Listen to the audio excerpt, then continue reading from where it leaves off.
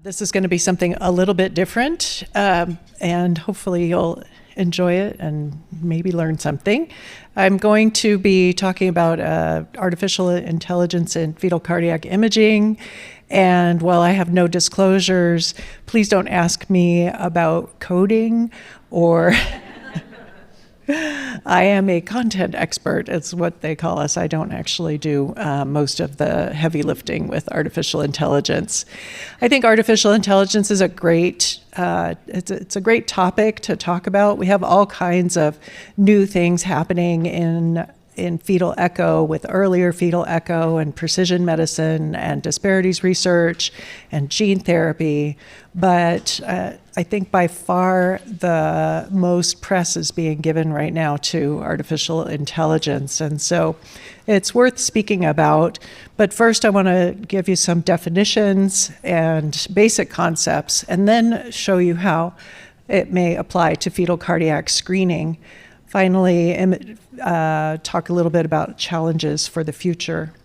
So what is artificial intelligence? Well, actually, this is a little controversial, but most people agree with some version of this Venn diagram where artificial intelligence is sort of all of it, and machine learning, and then deep learning is a subset of machine learning. In 1959, Arthur Samuel, who was a computer scientist who pioneered the study of artificial intelligence, described machine learning as the study that gives computers the ability to learn without being explicitly programmed. And we're actually living with this already every day with spam filters and speech recognition, Google searches, ChatGPT, etc. So I like to sort of simplify that to say that machine learning is a subset of AI, where the machine is trained to learn from its past experience. This entire field has expanded in many ways that I won't be able to cover in this short period of time, so I'll mostly be focusing on medical applications. But the important basic concepts are that rules-based algorithms apply rules to data, while machine learning algorithms learn patterns from the data. So it sounds like a subtle difference, but at any rate, there are several types of machine learning algorithms that are shown on this slide. There's statistical machine learning, deep learning from neural networks, which is the area I work in. And these neural networks are a type of machine learning algorithm that's especially useful for complex nonlinear data like medical data and imaging data.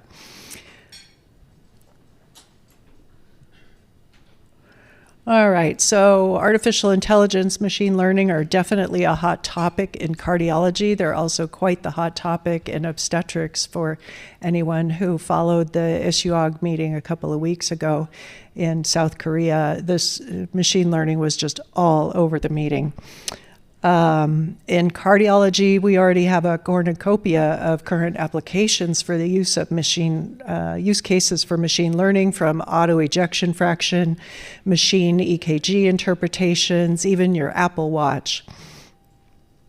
And I point out how quickly the field is moving, not only through the huge boom in just the last couple of years, but also in the volume of papers that are appearing mostly as preprints, but are also starting to hit the peer-reviewed literature. So back to artificial intelligence and the two concepts that we're most familiar with in medicine: data mining, which is used for discovery, and machine learning, of which deep learning is a subset. An example is a collection of features. The overall data set may be divided into training data set, validation data set, and test data sets. So the machine learning algorithms build a model based on this training data in order to make predictions or decisions without being explicitly programmed. With supervised learning, this is task-driven, and the computer is presented with example inputs and their desired outputs, labeled with the ground truth, or labeled with the the answer by humans, and the goal is for the model to learn a general rule that maps the inputs to the outputs based on this supervised learning. Unsupervised learning is good for clustering. In unsupervised learning, no labels are put on the data, and the data are just presented to the learning algorithm, and it leaves it to sort of look for structure in the input, and then the output is usually clustered or categorized. And then the model, once it's trained, can categorize new input based on similarities or differences to the training data. I'm not going to talk about reinforcement learning or the other types on this slide. So let's just concentrate on the deep learning, semi-supervised, supervised, and unsupervised. Now, this type of learning is driven by neural networks. Deep neural networks provide accuracy in many tasks, from object detection to speech recognition. They can learn automatically without predefined knowledge explicitly coded by the programmers. There's a vast number of neural networks sort of diagrammed on this slide, and this is the part where I get a little bit lost.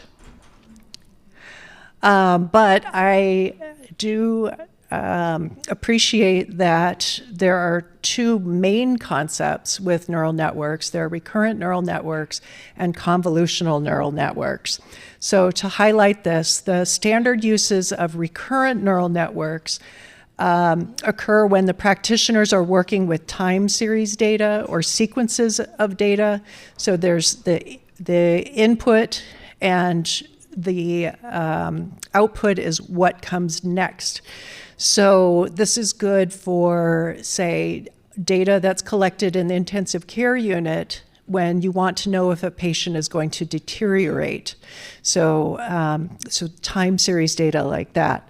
Convolutional neural networks are multi-layered neural networks that have a unique architecture that's designed to extract increasingly complex features of the data at each layer in order to determine the output. So the convolutional neural network is used to say, what is this? This is something. So recurrent neural networks, what's going to happen next? And convolutional neural networks are good at what is this? And so imaging data are much more amenable to this type of convolutional neural networks. As complex as that sounds, the data science actually resembles concepts that we're already familiar with, using a variety of statistical concepts such as linear regression, logistic regression, Bayesian analysis, support vector machines. Maybe not quite so familiar with that, but these are just statistical methods that we do learn. They're just being used in a different way. And these methods are built into different classifiers or schemes. You can compare the performance across classifiers using a standardized data set consisting of training, validation, and test sets. So this is an example of handwritten numbers, just to get the point across. So these are, they're essentially images, handwritten numbers, and this is a common data set called the MNIST database. It contains 60,000 training images and 10,000 testing images. And using this, you can compare error rates in testing after initial training using any one of or nests of convolutional neural networks. So that's sort of the basics of the data science and how it might work and how we can compare these different algorithms. All right, so how does this apply to medical imaging, and why am I here? Well, in September 2017, I was introduced to a woman named Rima Arnout. She is an adult cardiologist and data scientist. And she had been using convolutional neural networks and a supervised learning approach to train a model to recognize and classify 15 views from adult echocardiograms. The model was sort of given the entire echocardiogram, and it was able to classify each view with up to 98% overall test accuracy. So clustering the 4-chamber view and the LVOT view, et cetera. And the model did better with stills did better with video than with stills, and was much better actually than the human experts who were presented with the same data and asked to classify it.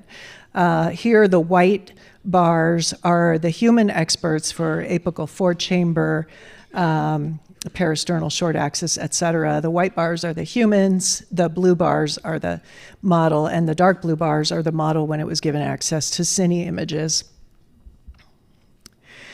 But what exactly is the model seeing? And this is the realm of sort of explainable AI, since AI and machine learning are thought of as kind of a black box with just input and output.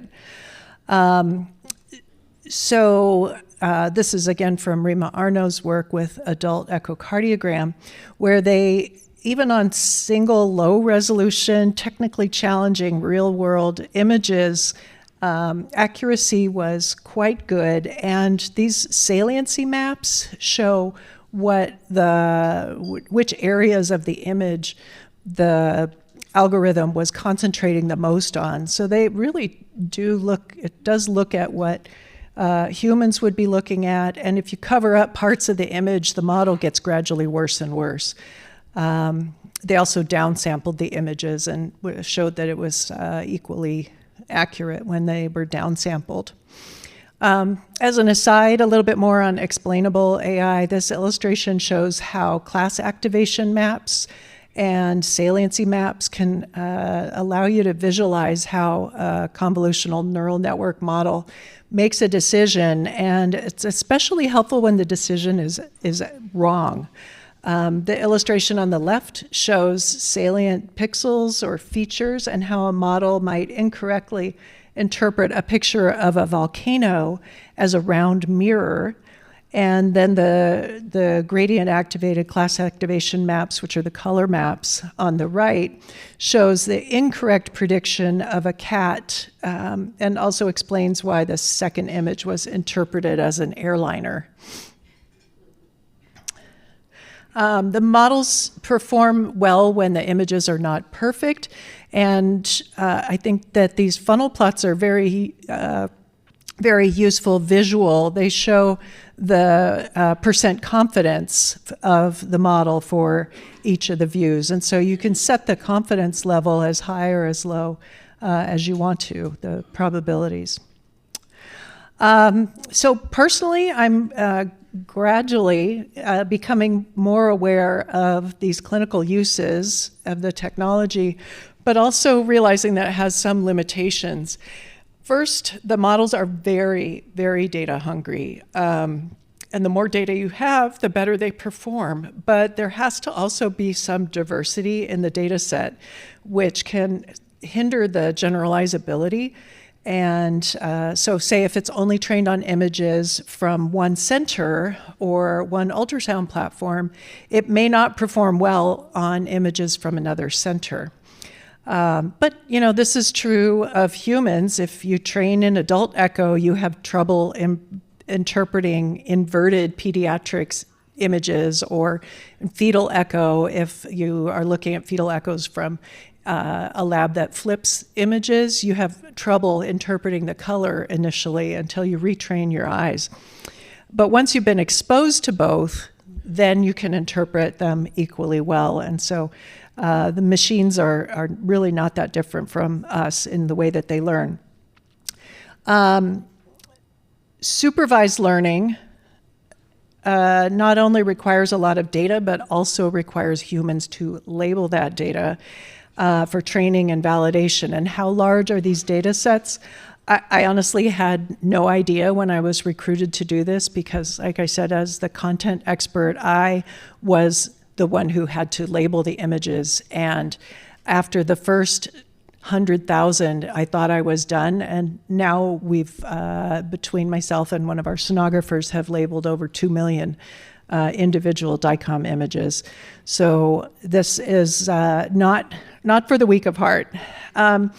Another limitation is called overfitting, and this is sort of one of the big fears and cardinal sins in the data science world is overfitting. This is graphically shown here where a simple linear fit is pretty good for these little dots. One that adds dimension, say like an exponential or log function, is better. And if you put multiple inputs into it, you can make the line exactly match the data. But the problem is, once you get to this point, the model is not good at placing new data onto the line. It's not as good at predicting. So that's overfitting. And it's also sort of shown here in this graph that with a training set, you reach a certain point where your prediction is as good as it's going to get. And then as you start to overfit the data, it gets worse at predicting new data.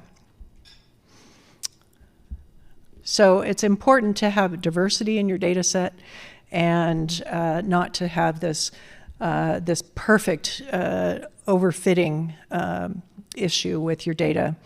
And this is a sort of a graphic example of what can happen when you have overfitting. So this is kind of funny. This was one of my fellows' iPhones, and it, she was looking for food, and so it picked out all this food, and it also picked out this, which is actually an autopsy specimen of a heart. Maybe in some cultures you'd eat that, but okay, so that's kind of funny, but not so funny when things like this hit the news, where Google's algorithms labeled people incorrectly. So, it just speaks to what the model was exposed to when it was being trained. And if it's not exposed to things, you run the risk of it miscategorizing things. All right, so with that background, fetal cardiac imaging seems like it would be a great area to explore. There are several domains for AI and fetal imaging, and I can't go through all of them. So we'll just stick with image classification and diagnostic classification, which is the work that we've been doing at UCSF. So back to my colleague Rima Arno and her adult echo work. She initially proposed to me to extend the work to congenital heart disease, but in a kind of aha moment, I immediately saw a potential for a larger use for this type of image classification in fetal echo. Because, as we all know, the screening examination consists of 5 or 6 sort of individual planes that can be analyzed as still frames or as moving images. And every pregnant woman is supposed to have this type of axial sweep done. And so could we potentially attack the problem of the lack of prenatal diagnosis of congenital heart disease using this artificial intelligence? So we started with a training set of 107,823 images from 1,300 and some odd echoes and screening ultrasounds at 18 to 24 weeks. And using this supervised learning approach, we trained a VGG16-inspired convolutional neural network model to distinguish among the 5 views, to label each of the 5 views. And then we developed a binary classifier using the same network architecture to distinguish for each view a classification of normal versus abnormal. And then finally, looking at each individual patient, the 5 views whether the views were normal or abnormal, a final classification of that patient as being normal or abnormal as a composite diagnosis classifier was applied. We also applied some segmentation that I won't talk about. This table is in your syllabus. It outlines the composition of the training and test data sets from the normal fetuses and 16 different congenital heart disease lesions from 2 different tertiary medical centers in the United States. And as I said, the training set comprised almost 1,400 ultrasounds. 926 were normal and 400 were abnormal. So this was enriched for abnormals. We then tested it on a holdout data set that was 30% abnormal, and then a second test set from another institution where it performed equally well. Finally, we had a large holdout test set from our own MFM practice at UCSF, consisting of 4,000 ultrasounds, of which 0.9% were abnormal, mimicking the frequency of congenital heart disease in the general population. Although I don't want to give you the impression that we thought this was a population-based data set. It was clearly not. It was a tertiary quaternary maternal fetal medicine practice. The view classifier performed quite well. The top left shows what is called a confusion matrix, and the ROC curve next to it shows that the classifier performance was near perfect. The violin plots showed that when the prediction was correct, the confidence was very high, and when the prediction was not correct, the confidence was much lower. And the bottom is just looking at a different test set. So these are 2 different test sets.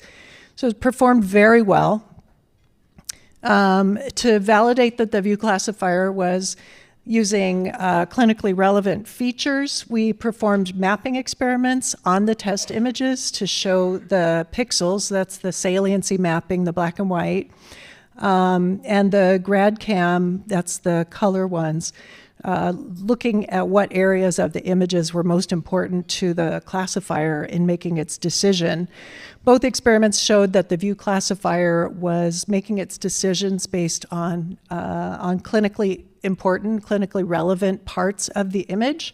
And I particularly like the bottom row here that shows that the gradient weighted class activation map, GradCam, produces a heat map highlighting the important regions of an image.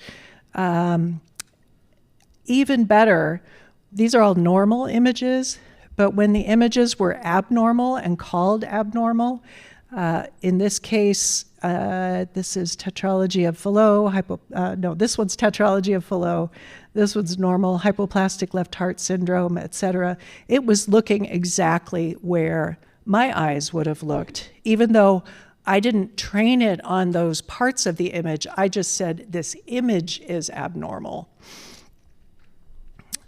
All right, so the model seemed to be working well. We also applied segmentation to our data set, and this image shows an example of a comparison between what was labeled by the human and what was labeled by the model. And long story short, the model was able to predict cardiothoracic ratios that were exactly what one might expect, 50, 52% plus or minus a tiny amount, and for cardiac axis, normal axis of about 40, and for tetralogy of Fallot about 63. So the model was working quite well with segmentation. It also can segment consecutive images and give you a fractional shortening, for instance. So the next step after testing, after developing, validating, and testing this on the data sets that I described was to take it to a completely different data set for testing. And so these last few slides aren't in your syllabus because they were embargoed up until the ISHUOG meeting last 2 weeks ago. But we applied that deep learning model that we had trained at UCSF to a set of community-acquired, population-based community-acquired images from the Netherlands, which has centralized healthcare and centralized review of ultrasound imaging in pregnancy. And this is sort of the design of the study. They had images from 2015 to 2016. All of these infants are in the infants born with congenital heart disease are all part of this Precor registry, and of a subset of them where the mothers provided informed written consent, only 50% had been prenatally diagnosed. So those had previously been sent to a central server, all of the images, and had been de-identified and characterized. And so we designed a study where the images were presented to our model, or they were presented to human experts who were unaware of what it was we were doing. They were just given these images and said, is this normal or abnormal? And so a kind of a bank of human experts. And we asked whether the model or the human experts would do better than what had been clinically done. So again, in Northwest Netherlands, all of these images had been rated previously. So this was an unblinded rating of how good the studies were, how long the study was the diagnosis clear or not. Then, without knowing that information, the images were given to the model, it classified them, and then did its model prediction of normal versus abnormal, and then finally a per-patient diagnosis of normal versus abnormal. The human experts were given the entire ultrasound, so they had access to color and cines, and et cetera. The model only had the black and white images. And then the humans were asked the same question, normal versus abnormal. This is the data set, 108 images, 66 with congenital heart disease, 42 without. And of that initial 66, 31 were missed clinically. Of the ones that were prenatally diagnosed, the model got almost all of them. The expert review, only 25 out of 35. And of the 31 that were missed clinically, the model picked up 27 of them. And so the overall, and then the bad news, of course, is that the model and the experts incorrectly assigned normal images as being abnormal. So our false positive rate was a little bit high. But our overall sensitivity from the model was 91%, for the humans, 55%. And we also looked at various components, study features, such as the duration of the study, et cetera. And so if you're interested, the paper is now out. So we concluded from this study that our algorithm outperformed clinicians in detecting congenital heart disease using these previously stored images from a low-risk screening population in which almost 50% were initially missed. The model performed well with screening quality images, even on congenital heart disease lesions that it wasn't actually trained on, things like vascular rings, LPA sling, AP window. When both the model and the blinded human experts had access to only the stored images, the model outperformed the humans. And these findings, we feel, supports the proposition that these deep learning models can improve detection of congenital heart disease. So to summarize, application of deep learning convolutional neural network models to routine guideline-recommended clinically performed second trimester ultrasounds can result in a significant improvement in detection of fetal congenital heart disease. Our design highlights the need for domain-specific human expertise to guide the learning process. And we sort of hypothesize that setting an automated system that errs on the side of very high sensitivity and uses human overreading to increase specificity may be a good initial goal in our prenatal screening. Our initiatives for the future include application to even larger real-world data sets, prospective model use, cost analyses, and then working on the ability to scale this. But of course, it's computer-based, and the main strengths of this type of work in machine learning is its ability to scale. We do want to be conscious of the fact that we don't want to widen the disparity gap and have this AI be sort of a trick of the wealthier nations. We really want to make this something that we can spread worldwide. And so we are in collaboration with areas with defined screening level populations in order to prove this concept. So to wrap up, will AI replace doctors? There's certainly been a lot of press about this, and artificial intelligence coming for your job, robots replacing doctors. I don't think so. As most of us in this field now are saying, AI is not going to replace doctors, but doctors who understand AI are going to replace the ones who don't. And so thank you for asking me to speak about this topic and for listening.